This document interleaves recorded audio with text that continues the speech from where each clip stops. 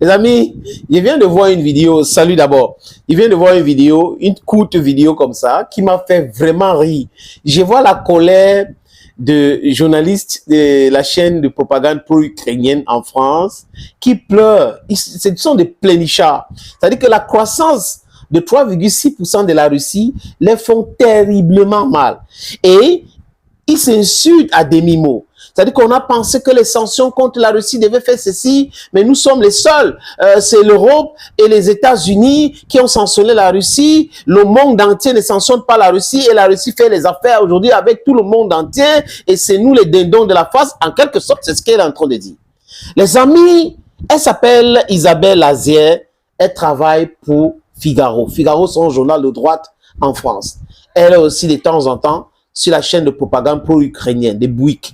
Bouygues, qui est financé par le gouvernement français. Donc, on comprend leur ligne éditoriale de raconter des tas de mensonges au sujet de la Russie et encenser l'Ukraine, alors qu'ils sont en train de mettre plutôt l'Ukraine en difficulté. En ignorant, pour certains, qu'aujourd'hui, les gens ont des différents moyens d'avoir la bonne information et que LCI c'est ridicule. Donc quand les gens regardent LCI par exemple aujourd'hui les amis, c'est pour voir des comédiennes à la place des experts, des généraux de carton, des journalistes propagandistes. C'est ce que les gens veulent regarder sur cette chaîne aujourd'hui. Donc ça fait rire. À chaque fois qu'ils disent quelque chose, tout le monde sait que c'est le contraire.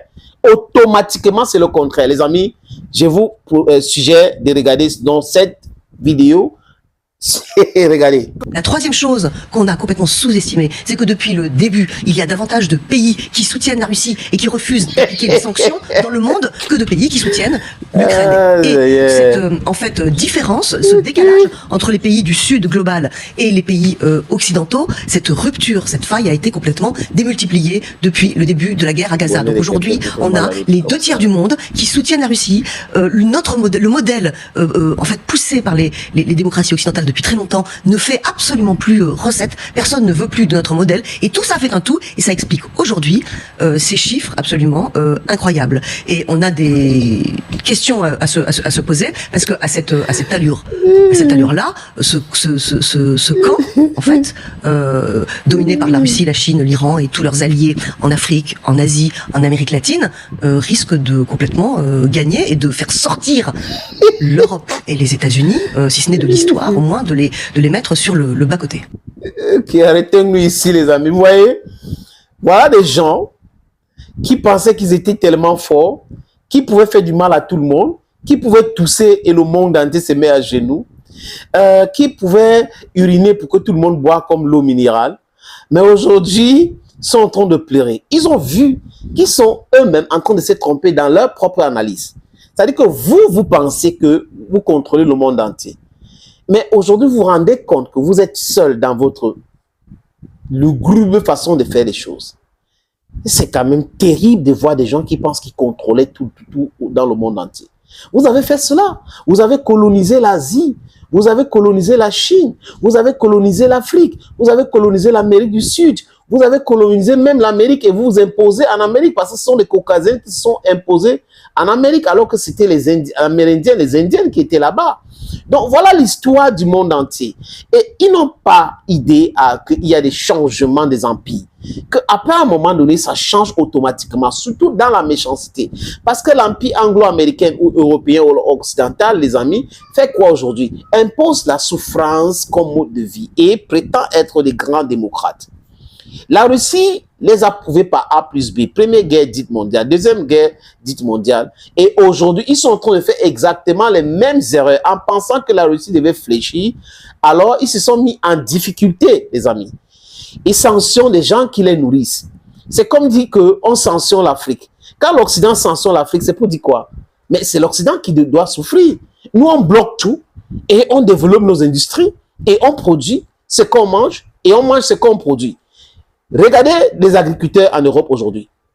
Vous savez, la vérité, ce n'est pas qu'on est subventionné. Non, c'est que la Russie a commencé à produire ce que la Russie mange.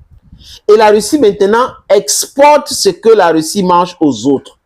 Donc ça fait que c'est difficile pour ceux agriculteurs-là qui exportaient les produits agricoles.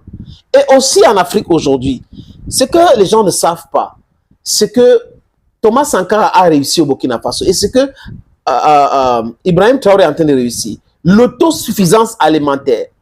Même au Niger, la riziculture et tout ça au Niger aujourd'hui, les amis, vous allez voir que les manifestations, les grèves des agriculteurs vont continuer. Parce que quand ils disent qu'ils aident l'Afrique, on va envoyer la nourriture en Afrique, c'est pour que nous restons là, on ne développe rien, on ne mécanise pas notre agriculture, en attendant qu'ils vont nous donner de la nourriture. On a 60% des terres fertiles en Afrique. Donc, l'agriculture fonctionne mieux en Afrique. Le blé, on peut cultiver en Afrique. Grâce à la Russie, on a compris qu'on peut cultiver. Parce que quand ils ont sanctionné la Russie a commencé à cultiver le blé, alors qu'ils avaient dit que ça ne peut pas prospérer en Russie. Donc, vous voyez que cet tas de mensonges, de pauvreté, de sous-sol qui est ceci, ils sont là-dedans et ils vont rester là-dedans. Et vous savez que les menteurs, c'est difficile de sortir de leurs mensonges. Ils sont toujours dans leur coquille de non, on est là, oui, on a dit ça, ça a fonctionné, continuons comme ça. Tant qu'ils ne vont pas changer le paradigme, ils vont dire que ça sera l'inverse. Je vous dis, les amis, continuons avec cette lutte. Bientôt, les Européens vont arriver en Afrique. Et les femmes européennes là, qui disent qu'ils sont des féministes, ils sont ceci, cela, les amis, ils vont accepter la polygamie. Parce que nous, on va les épouser. On va épouser 1, 2, 3, 4. Ils vont aller au champ comme tout le monde, comme nous autres. On va aller travailler ensemble. Ils vont vivre comme nous. Oui, nous allons leur imposer notre culture. Parce que vous savez que quand on est là-bas, ils disent quoi? On doit faire comme eux. Mais ils nous ont imposé leur culture en Afrique. Et quand on vient là-bas, on ne doit pas. Non, non, non, il faut faire comme eux. Vous allez faire comme nous ici, là. Et tous les gars là, hommes, femmes, là, avant d'arriver ici, là, vous devrez arrêter avec ça automatiquement. C'est de ça qu'il est question. La roue tourne. Ça tourne, ça tourne. Et la Russie est en train de vous donner une belle leçon de la vie. Une belle leçon de résilience, de la puissance. Et vous-même, dans vos propres calculs, vous dites la vérité aujourd'hui. Parce que ça ne va pas. En économie, les chiffres ne mentent pas. Donc, ils sont obligés de parler de la croissance de 3,6 de la Russie. Eux, là-bas, c'est 0,26 et tout ça, là. Donc, c'est en train de dégringoler, les amis, tous les jours. Ce n'est pas uniquement avec des bavardages qu'on construit une nation ou une économie. Non, c'est avec du réalisme. C'est ce que Poutine est en train de faire. Les Occidentaux nous ont toujours bernés à nous exploiter, en nous volant, hein, pour faire tourner bien leur pays et en se passant pour des plus forts et tout ça qui peuvent nous imposer toutes sortes de choses. Aujourd'hui, c'est le respect. Vous ne nous respectez pas, alors nous n'allons pas vous respecter. Si vous nous parlez comme les enfants, nous allons vous parler comme des vieillards. Si vous nous parlez comme les enfants, nous allons vous parler comme des bébés, comme des qui prennent encore des biberons, pas les vieillards, parce que chez nous, on respecte des vieillards. Oui, c'est chez vous que vous ne respectez pas les vieillards. Nous allons vous traiter comme des brigands, parce que vous êtes des brigands. Vous avez trop volé en Afrique. Les objets d'art, la matière première, voler même les cerveaux et autres, et vous venez parler aux peuples africains. Vous venez nous parler aujourd'hui, regardez la Russie.